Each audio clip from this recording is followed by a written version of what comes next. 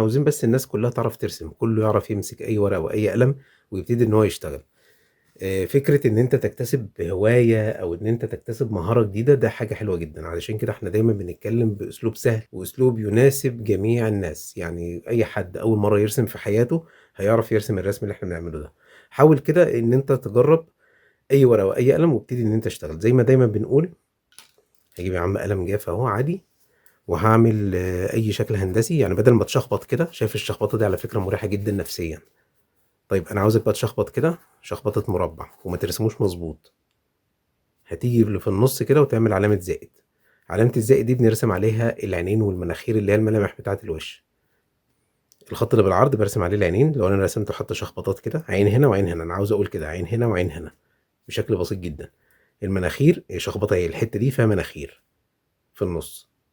بعد كده تحت المناخير في البق. تمام. انا رسمت شخبطات، ما رسمتش كل حاجة. يعني ايه ده، ما رسمتش العين بتترسم ازاي، ما رسمتش المناخير مظبوط ولا اي حاجه، انا رسمت الاماكن بس. علشان كده دايما بنأكد على الناس اللي اول مره ترسم معانا، مش مهم كل حاجه، يعني كل عنصر من عناصر الوش بيترسم ازاي، ولكن مهم جدا انه يترسم في مكانه الصح. مكانه الصح من غير ما نقول نسب معينة أو تقسيم معين، هو بس علامة زائد مش أكتر من كده، علشان الناس اللي مش في دماغها خالص موضوع الرسم ده يحس إن الموضوع بسيط فنجيب رجله يعني. فعندك بقى الودان هرسمها فين؟ ارسمها يا عم بص زي نص دايرة بالظبط، بس مكانها هيبقى الصح فين؟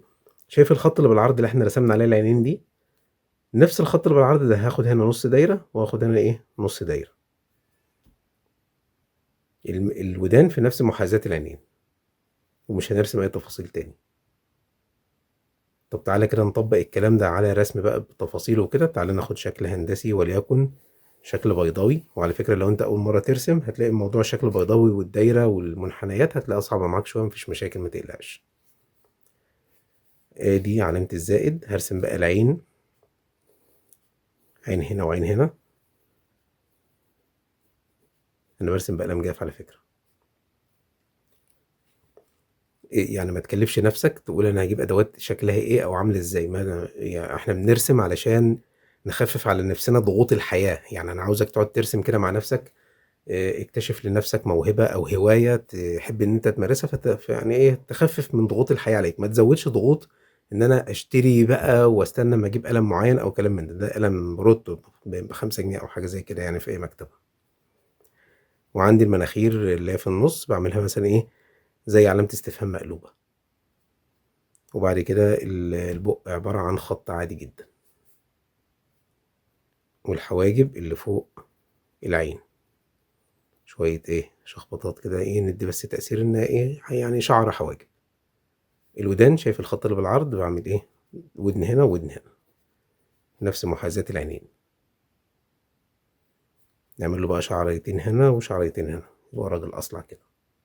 طيب احنا دايما بنشرح الكلام ده. طيب ما تيجي بقى ايه اجيب بس قلم مختلف علشان اقول لك على طريقة ممكن تكون مختلفة شوية في رسم الوش. هو انا كل ما ارسم وش هرسم اشكال هندسية. طبعا احنا قلنا ان انت ممكن ترسم شكل هندسي واحد زي ده او شكلين هندسيين داخلين في بعض زي مثلا مربع ومثلث. تمام. وبتعمل برضه علامة الزائد وادي العينين وادي المناخير ومش عارف ايه والكلام اللي احنا ايه لسه قايلينه دلوقتي. دخلنا شكلين هندسيين. انا بس ايه رسمت دي علشان يبقى النماذج كلها موجودة معانا. طيب انا عاوز ارسم بقى شكل يكون مختلف شوية عن الاشكال الهندسية المعروفة دي. يعني هنفترض ان انت خلاص اتمرنت على الكلام ده كتير ورسمته كتير وخلاص يعني. بص اقول لك على طريقة سهلة جدا. شايف هترسم زي مستطيل كده. مستطيل انا بس راسم بالوان علشان افرق ما بين الالوان. وهاجي عند بس قلم مختلف شوية اخضر. تمام.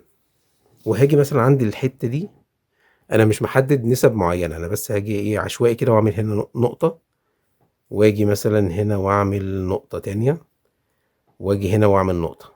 تمام. اوصل بقى النقط دي ببعضها زي قوس كده. مش يعني ايه حاول ما يبقاش خط مستقيم علشان نبقى خرجنا شوية من حتة الاشكال الهندسية والخطوط المستقيمة وكده.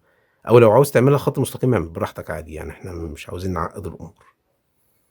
ادي قوس وادي قوس. بعد كده بقى ايه الشكل ده اللي معايا، شوف عامل ازاي بالشكل ده كده، ده مش معايا اللي بره ده. هعمل ايه بقى؟ ده خلاص ده شكل الوش. هعمل عادي جدا علامة الزائد اللي انا قلت عليها، وارسم العينين وادي المناخير في النص وادي البق. عملت الراجل ده بقه مفتوح عشان يبقى شكله ايه متفائل كده شوية. الودان في نفس ايه محاذاة العينين، ادي ودن وادي ودن. الشكل بقى مختلف شوية.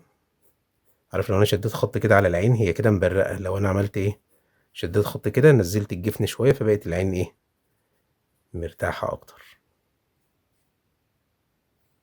اعمل له بقى ايه الشعر اللي انت عاوز تعمله له. وصلتك الفكرة ازاي؟